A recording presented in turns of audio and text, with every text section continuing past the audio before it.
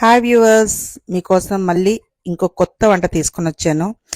ఇది మా బ్రాహ్మణ్స్కి అయితే అందరికీ తెలిసే ఉంటుంది, బట్ చాలామందికి తెలియదు కాబట్టి ఇది మీకు ఒకసారి చూపిద్దామని చేస్తున్నాను. తియ్యగుమ్మడికాయ మనం తొక్క తీసేసుకొని చిన్న చిన్న ముక్కలుగా కట్ చేసుకొని శుభ్రంగా కడిగేసుకొని మనం నీళ్ళల్లోని ఉడకపెట్టుకోవాలి.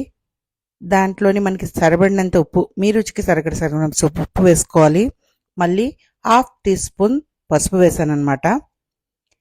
ఆ శుభ్రంగా ఉడికించేసుకున్న తర్వాత ఆ నీళ్లు తీసేసి మళ్ళీ వాటర్ అంతా తీసేసుకొని మన పక్కన పెట్టుకోవాలి. చూడండి, ముక్క మెత్తగా మనకి అయిపోయింది, మనకి తెలిసిపోతుంది. మరీ పేస్ట్ లాగా చేసేసుకోకూడదు.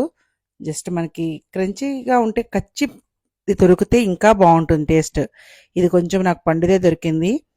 సో ఈ వాటర్ అంతా తీసుకొని నేను నువ్వుల పొడి తయారు చేసుకుంటున్నాను. ఎండుమిరపకాయలు నేను ఒక 20 అలా వేసాను. నువ్వులు ఒక కప్పు తీసుకున్నాను. శుభ్రంగా దోరగా వేయించుకుంటాం, మాడిపోకూడదు. డ్రై రోస్ట్ చేసుకోవాలి. ఇది మళ్ళీ నేను మిక్సీలో వేసుకొని పౌడర్ చేసుకున్నాను. ఈ పౌడర్ చేసుకొని మనం స్టోర్ కూడా చేసుకోవచ్చండి. ఇది మనకి వంటల్లో మనం అన్నం వేడివేడి అన్నంలో మనం కలుపుకొని నెయ్యి వేసుకొని తింటే కూడా చాలా రుచిగా ఉంటుంది, హెల్త్కి కూడా చాలా మంచిది.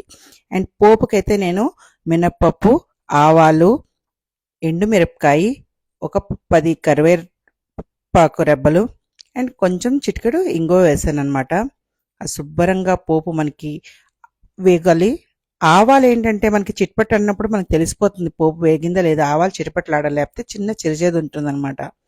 ఆవాలు శుభ్రంగా చిట్పట్లాడి పోపు శుభ్రంగా వేగిన తర్వాత ఈ మనం ఉడికించుకున్నాం కదా, ఈ గుమ్మడికాయ ముక్కల్ని మనం వేసేసుకుంటాం. శుభ్రంగా కలుపుకొని ఇది నాకు చిన్నది అయిపోయింది అనమాట. సో అందుకు నేను ఒక పెద్ద అట్లకాడ తీసుకున్నాను శుభ్రంగా కలపడానికి. దాంట్లో మనం చేసుకున్నాం కదండి నువ్వుల పొడి, అది వేసుకొని శుభ్రంగా కలుపుకొని వేడివేడి అన్నంలో మనం కలుపుకొని తింటే చాలా రుచిగా ఉంటుంది.